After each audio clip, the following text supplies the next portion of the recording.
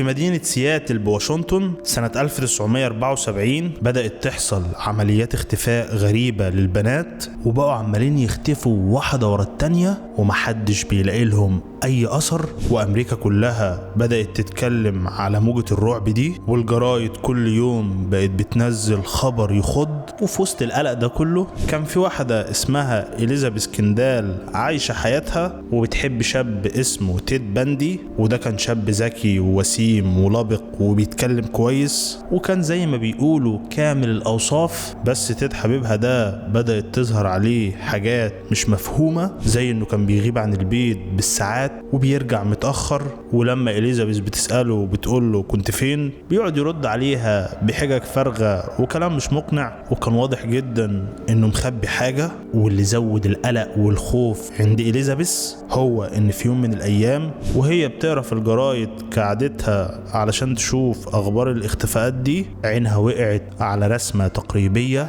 للمشتبه فيه في الجرائم دي. وإليزابيث بصت للرسمة مرة واتنين وتلاتة واتصدمت صدمة عمرها، لأن الرسمة دي بتفاصيلها كلها كانت بالظبط شكل تيد حبيبها، كأنهم مصورينه ورسمينه. طبعا إليزابيث بدأت تربط بين الرسمة دي وبين تصرفات تيد اللي بقت غريبة ومش مفهومة، والعصبية اللي بقى فيها أغلب الوقت، ومزاجه المتقلب، والتغيرات اللي كانت بتبان في تصرفات تيد كانت بتحصل في الأوقات اللي بتنتشر فيها أخبار عن اختفاء بنات. ومن هنا إليزابيث ما بقتش عارفة تعمل ايه، والشك سيطر على دماغها، وبقت طول الوقت بتسأل نفس السؤال: هل حبيبها تيد اللي مدياله الأمان يبقى هو السفاح اللي قلب الدنيا كلها؟ طبعا إليزابيث وقتها لقيت نفسها في موقف صعب جدا، وما بقتش عارفة تتصرف ازاي ولا تعمل ايه. يا ترى بقى صديقي إليزابيث هتعمل ايه في النهاية؟ ومين هو تيد ده اصلا؟ وهل له علاقة بكل الجرائم اللي حصلت وقلبت امريكا كلها؟ ده اللي هنعرفه مع بعض يا صديقي في حلقة النهاردة.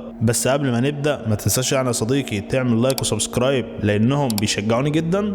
ويلا نخش في قصتنا. الحكاية بدأت يوم 24 نوفمبر سنة 1946 في منطقة اسمها برلينجتون في ولاية فيرمنت، لما اتولد طفل اسمه ثيودور روبرت كويل اللي هيتعرف بعد كده باسم تيد باندي. وتيد أول 3 سنين في حياته ما كانش عايش الحياة الطبيعية زي أي طفل، وده لأنه بدل ما يتربى في حضن أبوه وأمه عاش مع جده وجدته لأمه سموئيل وإليانور كويل في مدينة فيلادلفيا. والجد والجدة ربوا تيد على إنه ابنهم هما، وفهموه إن أمه الحقيقية اللي اسمها إليانور لويز تبقى أخته الكبيرة، وده لأن تيد كان جاي من غير جواز. والموضوع ده وقتها كان فضيحة وعار كبير على أي عيلة محترمة. بس تيد عرف الحقيقة لما كبر شوية بعد خناقة حصلت بينه وبين ابن عمه، وفي الخناقة دي ابن عمه عايره بحقيقة أمه وقال له على الحقيقة. وفي رواية تانية بتقول إن تيد لقى الشهادة دي بنفسه وهو بيدور في ورق قديم. المهم إن تيد بعد ما عرف الحقيقة دي بقى شايل جواه غضب كبير من أمه، وحاسس إنها ضحكت عليه وخدعته في أهم حاجة تخصه، وهي إنه يبقى ابن مين بالظبط. والكدبة دي يا صديقي سابت جرح نفسي عميق جوه تيد. وغير كده جده سموئيل كان راجل قاسي وعلى طول بيضرب مراته، وتيد من وهو طفل صغير بدأت تبان عليه علامات مش طبيعية، علامات بتقول إن الولد ده جواه حاجة غلط. يعني وهو عنده 3 سنين بقى عنده هوس غير عادي بالسكاكين. وعمته جوليا مرة صحيت من النوم ولقت منظر صدمها، وهو إن تيد كان واقف جنبها على السرير وحاطط حواليها 5 سكاكين من المطبخ وعمال يبصلها وبيبتسم ابتسامة تخوف. وجارته ساندي هولت حكت عنه انه كان طفل مش سهل وكان بيحب يأذي العيال التانية ويخوفهم والحيوانات برضو، ده غير انه كان بياخد عيال اصغر منه في الغابة ويقعد يخوف فيهم. والتصرفات دي كلها كانت بمثابة اجراس انذار صوتها عالي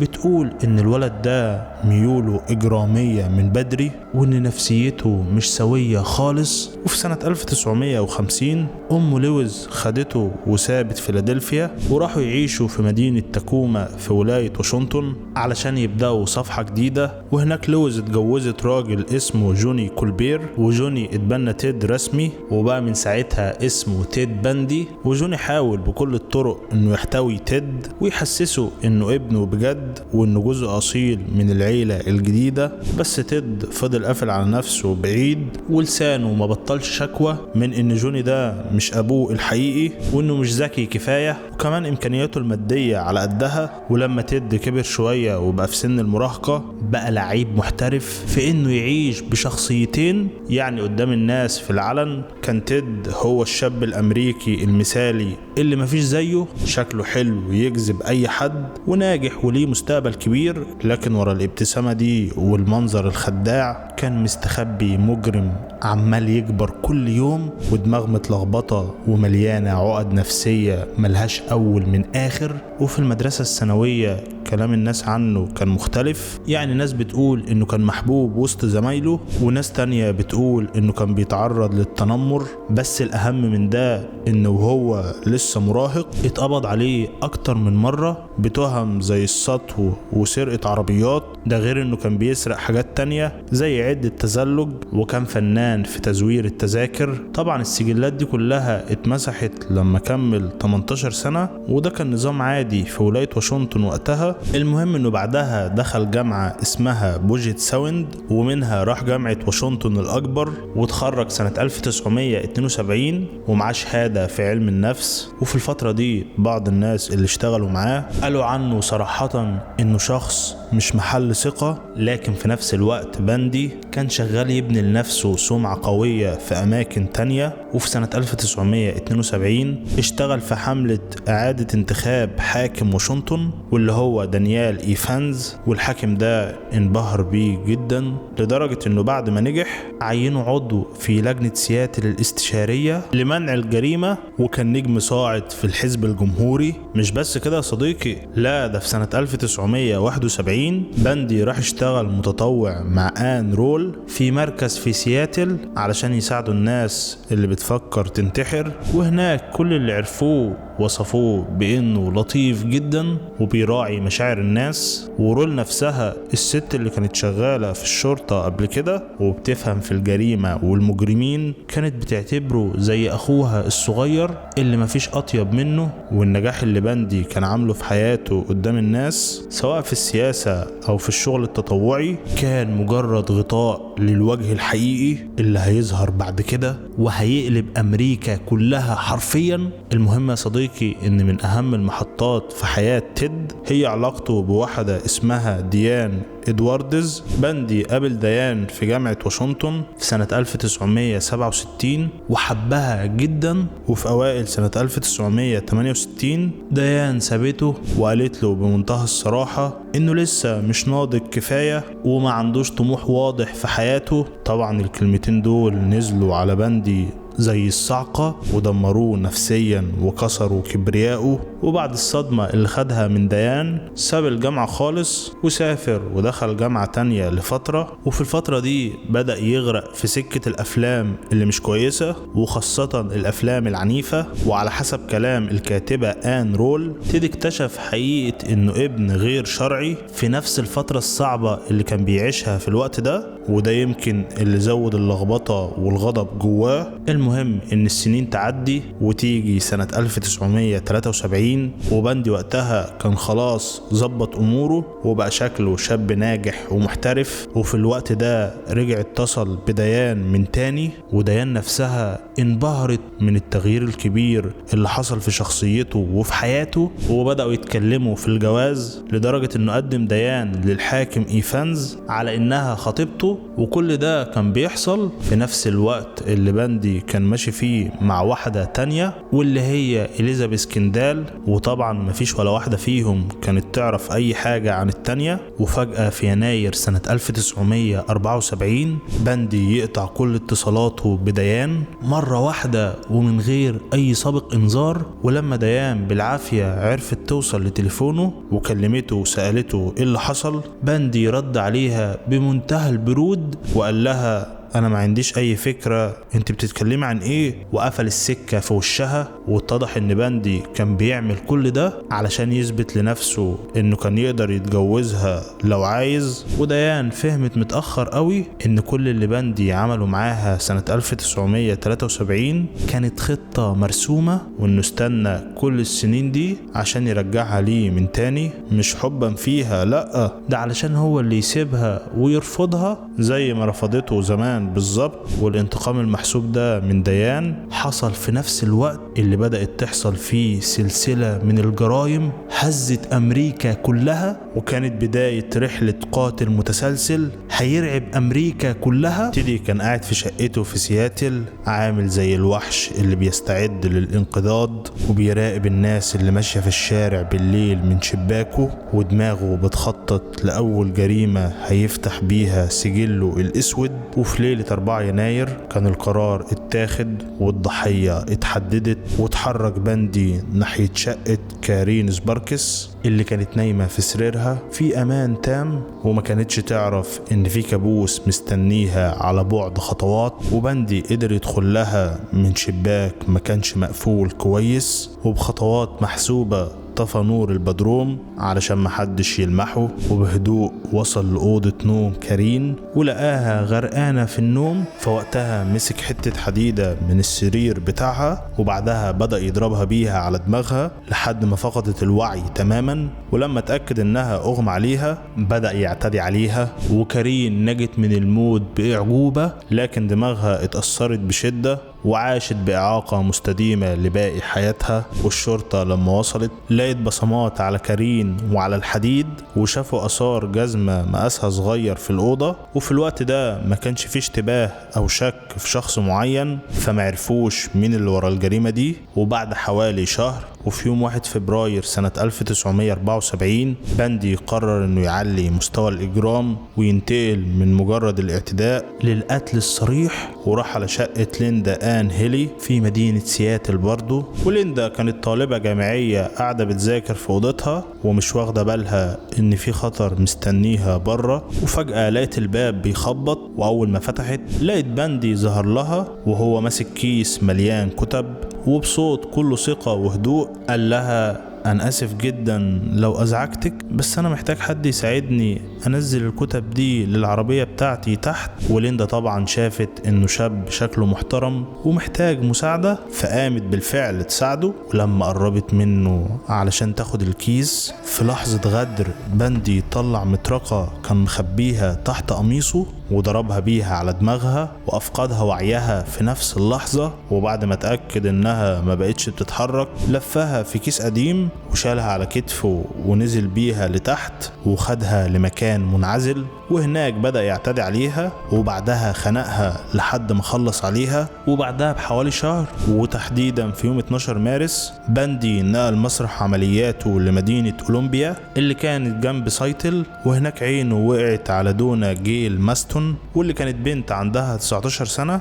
وكانت واقفة وقتها مستنية تروح حفلة موسيقية تبع الجامعة. وفي الوقت ده صديقي باندي بدأ يبتكر اسلوب جديد في الخداع، واخترع لها قصة انه طالب زيها وضل طريقه للجامعة وانه كتفه مكسور ومحتاج المساعدة، وفعلا لبس جبيرة كبيرة على دراعه علشان يخليها تصدقه وتتعاطف معاه، وجاب كيس تقيل حط فيه شوية كتب علشان القصة تبقى محبوكة. ولما دونا شافته بالمنظر ده صعب عليها وقالت تساعده، وشالت معاه الكتب وحطتها في صندوق عربيته الفولكس فاجن الخنفسة. ولما راحت معاه فعلا عند العربية وبدأت تساعده، باندي طلع حديدة صغيرة كان مخبيها وضربها بيها على دماغها علشان بعدها يغمى عليها على طول. وباندي بمنتهى السرعة يقيدها بسلاسل صغيرة كانت معاه ويحطها جوه العربية، وبعدها كعادته اعتدى عليها وقتلها. وبعد ما خلص جريمته البوليس لقى في مسرح الجريمة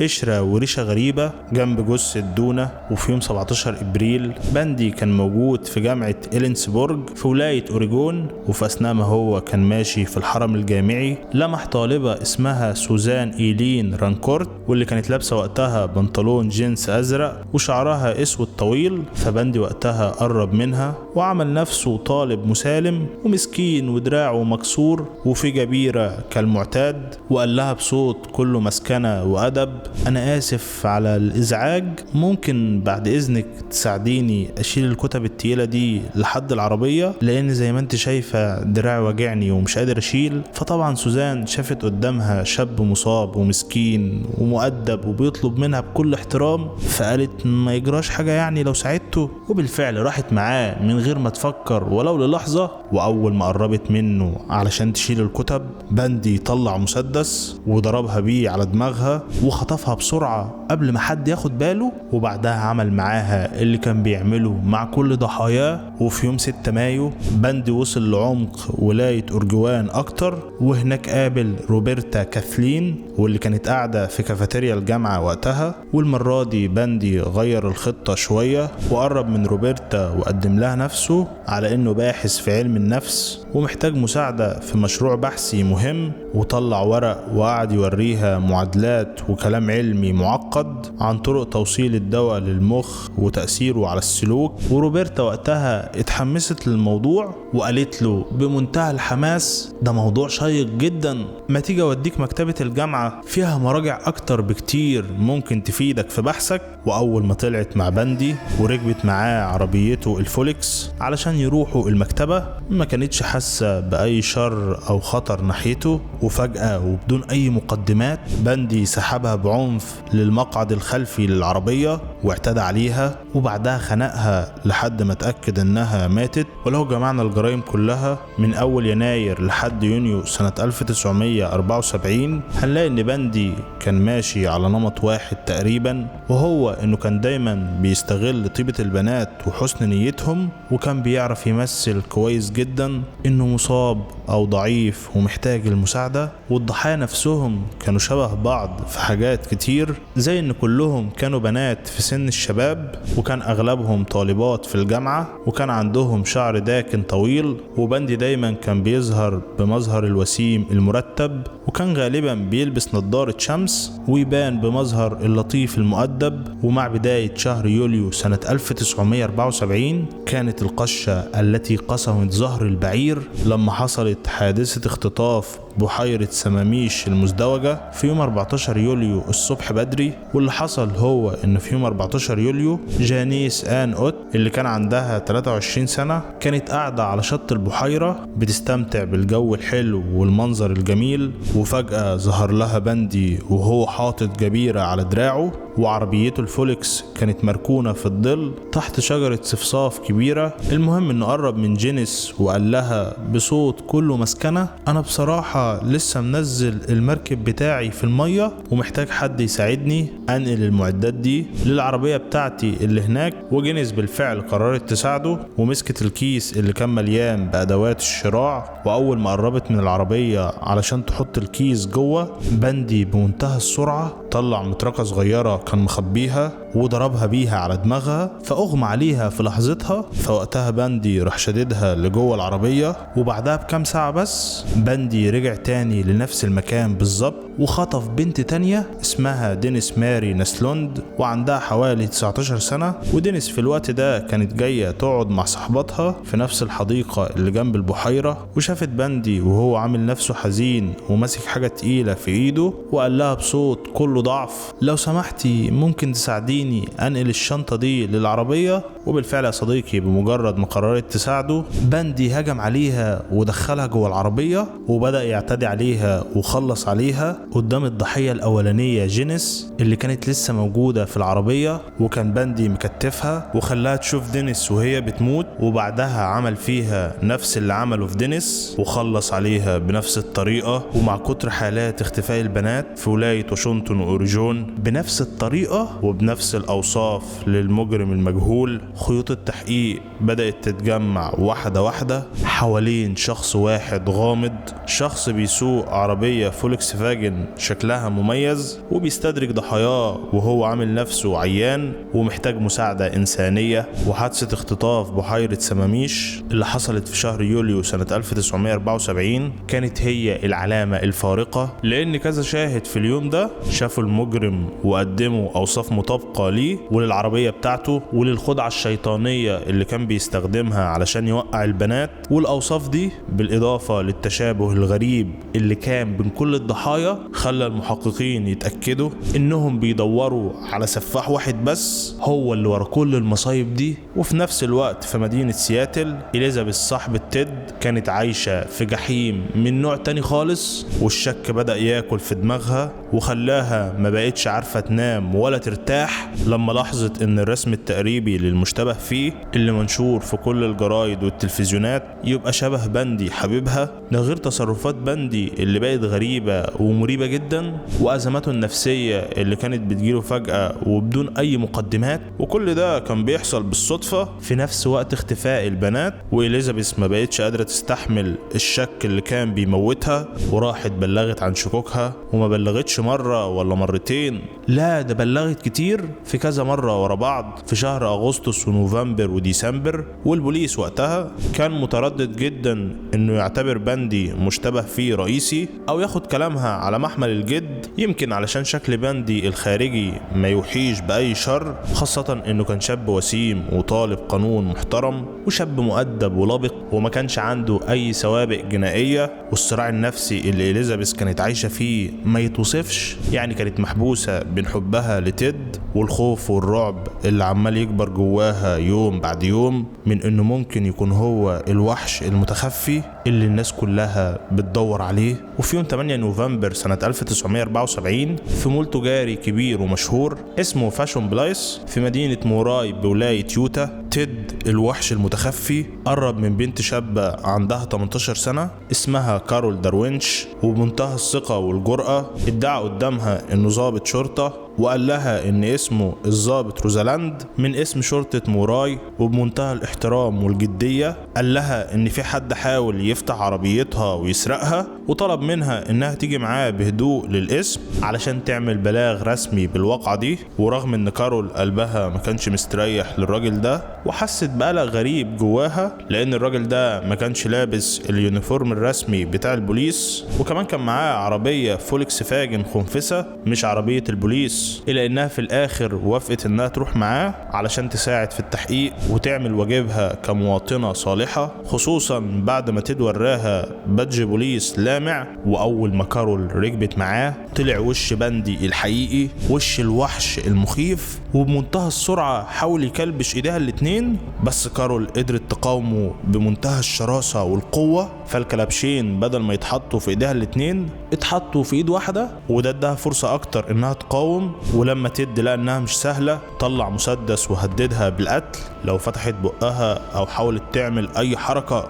بس كارول ما استسلمتش وعملت اللي محدش يتوقعه، وهو إنها فتحت العربية ونطت منها وهي ماشية ونجت بحياتها بأعجوبة. ودي كانت أول واحدة تقدر تهرب من تيد. ولما راحت بعد كده وبلغت الشرطة حكت لهم كل حاجة بالتفصيل عن تيد وعن طريقته وأسلوبه في استدراج الضحايا. وفي الساعات الأولى من صباح يوم 16 أغسطس سنة 1975 ضابط مرور كان واقف على الطريق السريع في ولاية يوتا اسمه بوب هايوارد، كان بيقوم بشغله عادي لحد ما لمح عربية فولكس فاجن ماشية بطريقة مريبة في نص الشارع، والسواق بتاعها كان باين عليه انه تايه او شارب حاجة. فالضابط حاول يوقف العربية علشان يشوف في ايه، فالسواق وقتها بدأ يهرب وطفى انوار أعمار العربية كلها وساق بسرعة جنونية وعدى إشارات التوقف الحمراء ولا كأنها موجودة. فوقتها الشرطة بدأت تطارده لحد ما مسكوه، وطلع في النهاية الشخص ده هو تيد. ولما فتشوا العربية بتاعته كويس لقوا معاه كلبشات حديد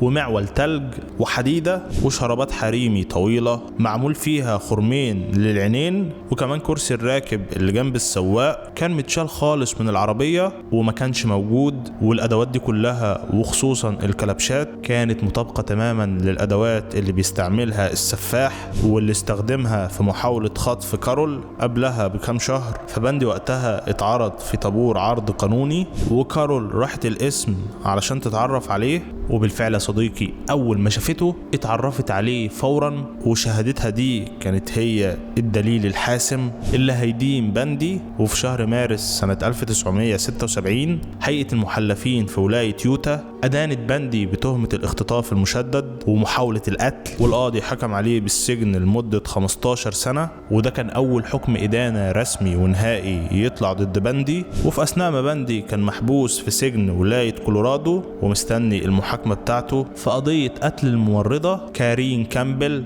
اللي اتقتلت في فندق، باندي جه في دماغه فكرة غريبة ومجنونة، وهي إنه يمثل نفسه قانونيا قدام المحكمة. يعني يا صديقي يبقى هو المحامي بتاع نفسه. طبعا الخطوة دي سمحت له إنه يدخل مكتبة القانون اللي موجود جوه مبنى محكمة مقاطعة بتكين في مدينة أزبن السياحية من غير أي قيود أو حراسة مشددة زي ما كان بيحصل في الأول لما كان معاه محامي. وفي يوم 7 يونيو سنة 1977 باندي استغل الفرصة اللي جات له على طبق من ذهب في وقت الاستراحة بين الجلسات، وهو عامل نفسه بيقرأ في الكتب وبعيد عن الحراس اللي كانوا المفروض بيراقبوه. وبمنتهى الهدوء راح مستخبي ورا رف كتب كبير علشان محدش يشوفه، وفتح شباك في الدور التاني للمكتبة وعلى طول نط منه ونزل على الأرض. وعلى الرغم ان رجله اليمين اتصابت من النطة دي إلا انه على طول بمجرد ما لمس الأرض قلع جزء من هدومه الخارجية اللي كان لابسها علشان البوليس ما يتعرفش عليه بسهولة، وطلع يجري في شوارع مدينة أزبن. وفي الوقت اللي البوليس كان قلب الدنيا عليه وعامل كماين وحواجز أمنية على كل مداخل ومخارج المدينة، باندي اتحرك في اتجاه الجنوب في منطقة جبال أزبن، وهناك اقتحم كوخ صغير بتاع صيادين غلابة وسرق منه أكل وهدوم وبندقية. وبعد ما تاه في الغابة كام يوم ما بقاش لاقي ياكل ولا يشرب، وكان خلاص هيموت من الجوع والعطش، بس قدر يرجع تاني ناحية مدينة أزبن. وبعد 6 أيام كاملة من الهروب والجوع والتعب والألم راح ساق عربية كانت مركونة عند أطراف ملعب جولف في مدينة أزبن. وفي أثناء ما هو راجع للمدينة تاني 2 من ضباط الشرطة وقفوه، ولما فتشوا العربية بتاعته لقوا فيها خرائط مفصلة للمنطقة الجبلية اللي حوالين مدينة أزبن. وده أكد إن هروب تيد ما كانش وليد اللحظة، لا ده كان متخطط ليه كويس جدا. وبعد ما اتمسك ورجعوه تاني للحجز نقلوه لسجن أشد حراسة في مقاطعة غارفيلد بولاية كولورادو. وعلى الرغم إن المحامي بتاعه نصحه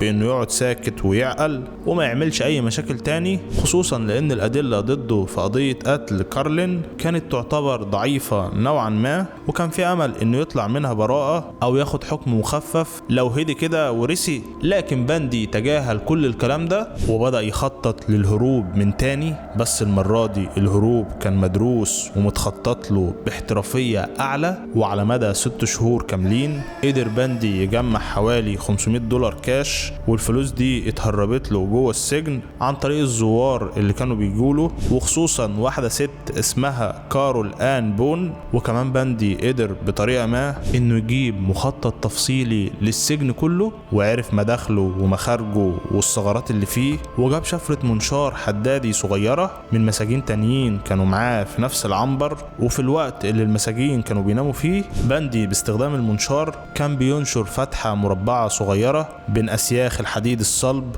اللي كانت في سقف الزنزانة بتاعته، وعمل رجيم قاسي خلاه يخس 16 كيلو من وزنه علشان جسمه النحيف يعرف يعدي من الفتحة الفتحة الضيقة دي، وبالفعل قدر يتسلل منها بهدوء ويستكشف الفراغ اللي كان موجود بين السقف بتاع الزنزانة وسقف المبنى. وفي ليلة 30 ديسمبر سنة 1977 في عز احتفالات الكريسماس، وأغلب موظفين السجن الكبار كانوا واخدين أجازات رسمية، والمساجين اللي مش خطر قوي أو اللي قضاياهم بسيطة كان مسموح لهم بأجازات يروحوا بيوتهم ويعيدوا مع أهاليهم. في الوقت ده بندي قرر ينفذ خطته الشيطانية اللي كان بيرسمها بقاله شهور، وبمنتهى الهدوء والثقة كوم شوية كتب وملفات في سريره وغطاهم ببطانية علشان أي حد من الحراس يبص من شباك الزنزانة يفتكر إنه نايم في سابع نومة وما بيتحركش. وبعدها بدأ يتسلق بهدوء للفراغ اللي فوق السقف، وفي الفراغ ده مشي اتجاه اليمين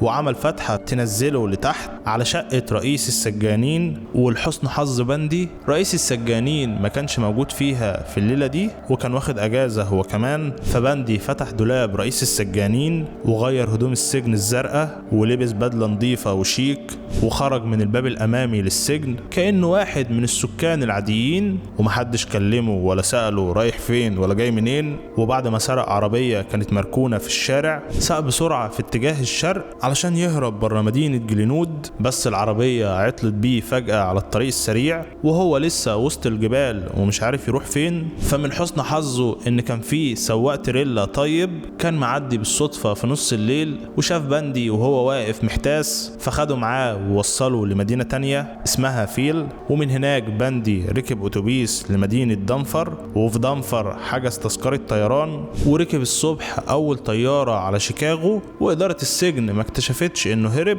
غير تاني يوم الظهر، يعني بعد اكتر من 17 ساعة على هروبه. وفي الوقت ده بندي كان خلاص وصل لشيكاغو وبدأ يخطط لمصايبه الجديدة. وفي أوائل يناير سنة 1978 بندي أجر أوضة قريبة من حرم جامعة ولاية فلوريدا واستخدم اسم مستعار واللي هو كريس هيجن علشان محدش يعرفه. وفي الأول كان ناوي يدور على شغل عادي ويبطل سكة الإجرام دي، لأنه كان عارف إنه ممكن يفضل هربان ومحدش يكتشفه في فلوريدا للأبد طالما ما أذاش حد وما جذبش انتباه البوليس بأي شكل من الأشكال. بس للأسف يا صديقي الموضوع ما خدش وقت طويل، ودوافع تيد الإجرامية اللي بقت جواه واللي كانت أقوى من أي حاجة تانية سيطرت عليه وخليته يرجع لطريق الإجرام من تاني. وفي الساعات الأولى من صباح يوم 15 يناير سنة 1978 يعني بعد أسبوع واحد من وصوله لمدينة تلهاسي،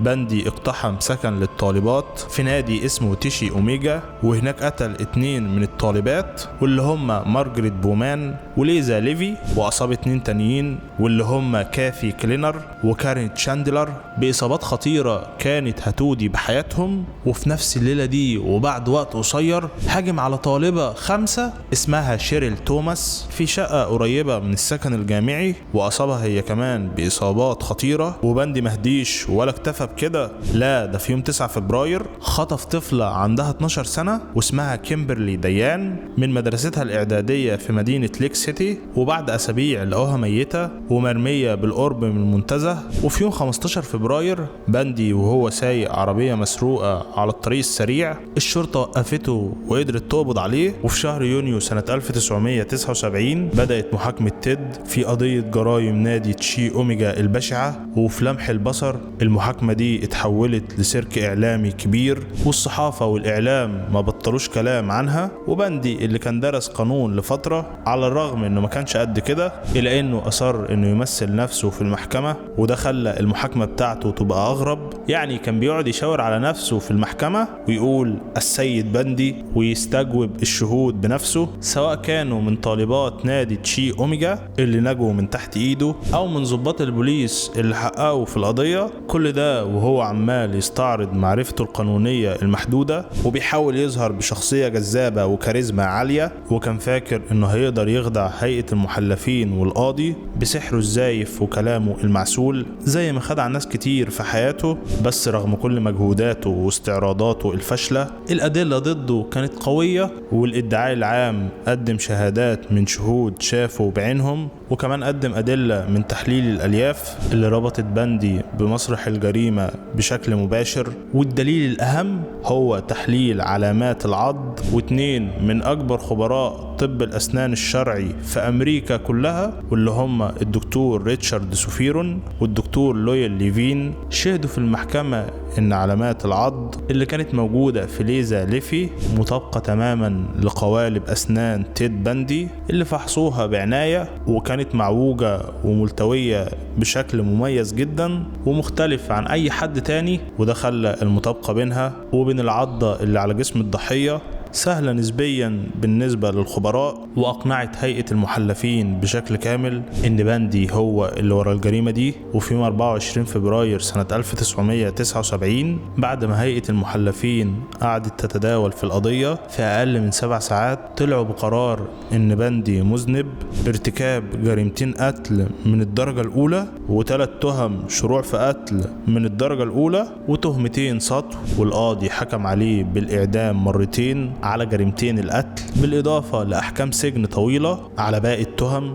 ولما القاضي إدوارد كورت نطق بالحكم وجه كلمة لبندي، وبقت جملة مشهورة جدا في تاريخ القضاء الأمريكي بتلخص كل حاجة، وهي خد بالك من نفسك يا شاب. دي مأساة كاملة للمحكمة دي إنها تشوف ضياع كامل للإنسانية زي الضياع اللي شافته في قاعة المحكمة دي. انت كنت شاب ذكي، كان ممكن تبقى محامي شاطر، وكنت هحب انك تمارس المحاماة قدامي، بس انت اخترت تمشي في طريق تاني. وفي سنة 1980 اتوجهت لبندي تهمة اختطاف وقتل الطفلة كيمبرلي اللي كان عندها 12 سنة. والادعاء العام للمرة التانية قدم أدلة قوية ضد بندي، من ضمنها شهادة شاهد عيان شاف بندي وهو بيسرق كيمبرلي من ساحة المدرسة بتاعتها للعربية المسروقة اللي كانت معاه، بالإضافة لأدلة مادية. وفي المحاكمة بتاعت بندي حصلت واحدة من أغرب اللقطات اللي ممكن تشوفها في تاريخ المحاكم الأمريكية كلها، وهي إن بندي استدعى صاحبته القديمة كارل آن بون، الست اللي كانت اديته $500 قبل كده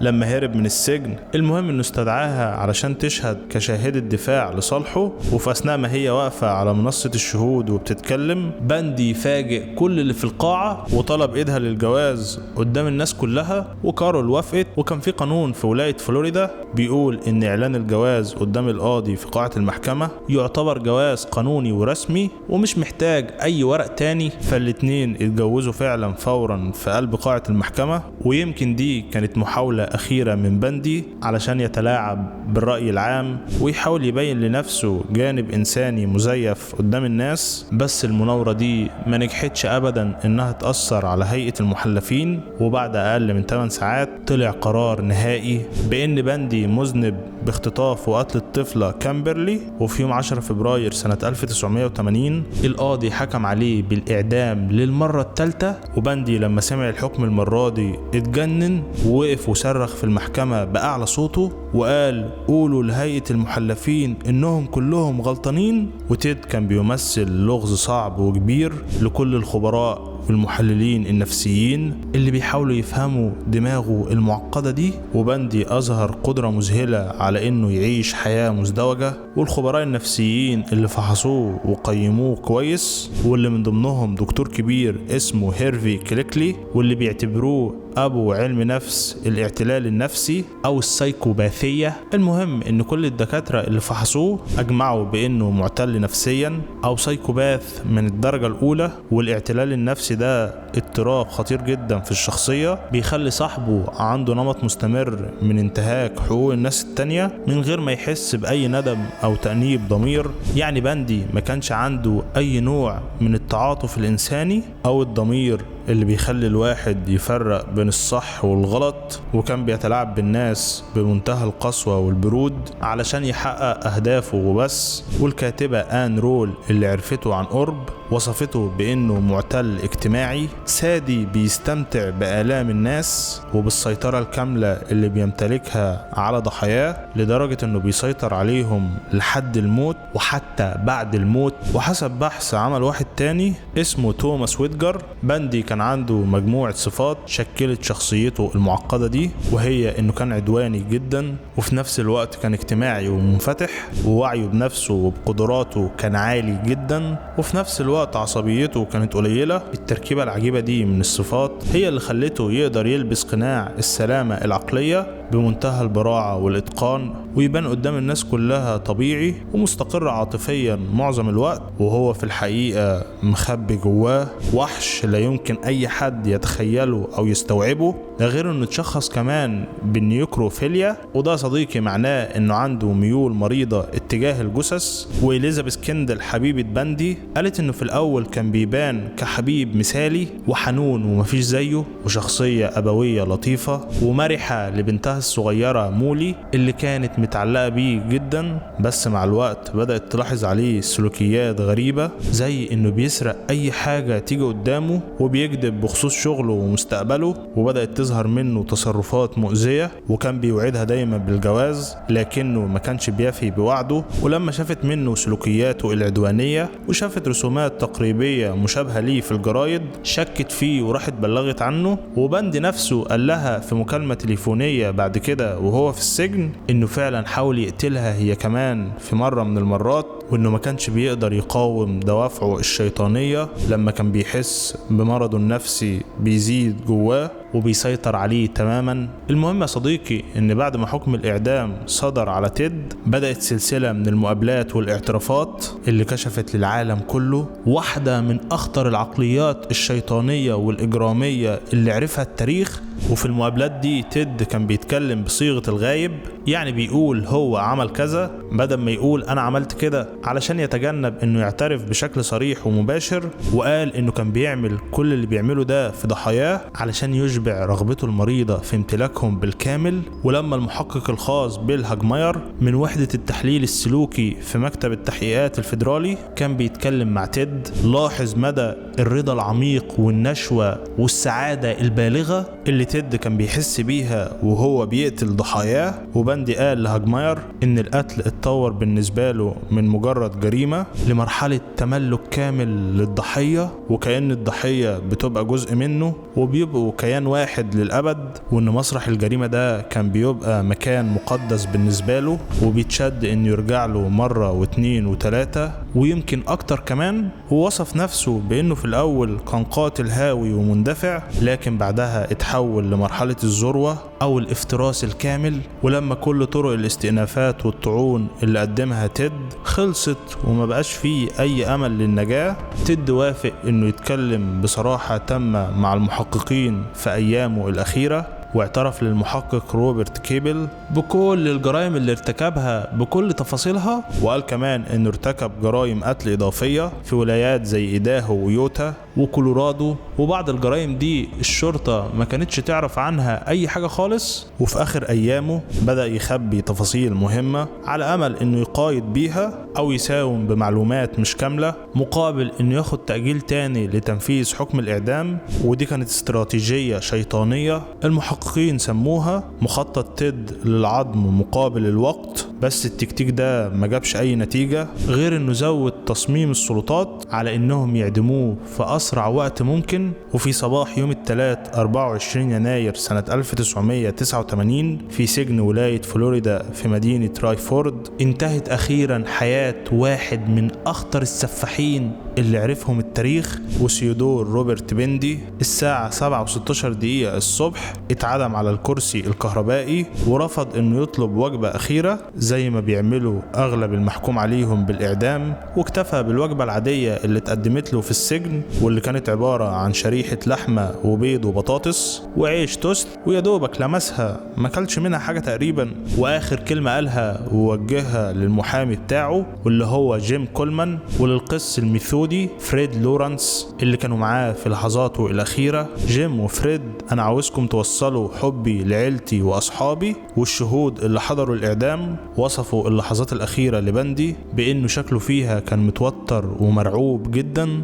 وبيتجنب يبص في عين أي حد من الحاضرين، واتحط غطا معدني على راسه ووشه علشان محدش يشوف تعبير وشه. وبعد إعدامه بالكرسي الكهربائي أعلنوا رسميا وفاة السفاح تيد. وبره أسوار السجن كان في مئات الناس متجمعين وبيحتفلوا وبيغنوا ويرقصوا ويضربوا ألعاب نارية وهتفوا بصوت عالي لما عربية الموتى اللي شايلة جثة تيد خرجت من بوابة السجن. وعلى الرغم من غرابة المشهد إلا إنه كان بيعكس إحساس عام بالارتياح ويمكن بالانتقام عند ناس كتير، ورغبة مجتمعية قوية في إنهم يشوفوا نهاية الفصل الأسود ده من تاريخهم اللي عاشوه في رعب. وجثة بندي اتحرقت بعد كده في مدينة جنزفيل، والرماد بتاعها اترمى في مكان محدش يعرفه في سلسلة جبال كاسكيد في ولاية واشنطن. وده كان بناء على وصية تيد اللي سابها قبل ما يموت. السبع مساجين اللي قدامك دول بقى صديقي قدروا يهربوا من واحد من أقوى السجون في أمريكا وأكترها تحصينا، واللي عملوه بعد ما هربوا قلب أمريكا كلها. يا ترى بقى صديقي مين هم السبع مساجين دول وإزاي قدروا يهربوا من السجن وايه اللي عملوه لما هربوا؟ الحلقه تظهر لك هنا دلوقتي، ضروري تروح تتفرج عليها. وقبل ما تروح يا صديقي ما تنساش تعمل لايك وسبسكرايب، لان دي الطريقه الوحيده اللي بتعرفني ان الفيديو عجبك وان انت عاوزنا نستمر. مش كده ولا يا صديقي؟ وبس كده،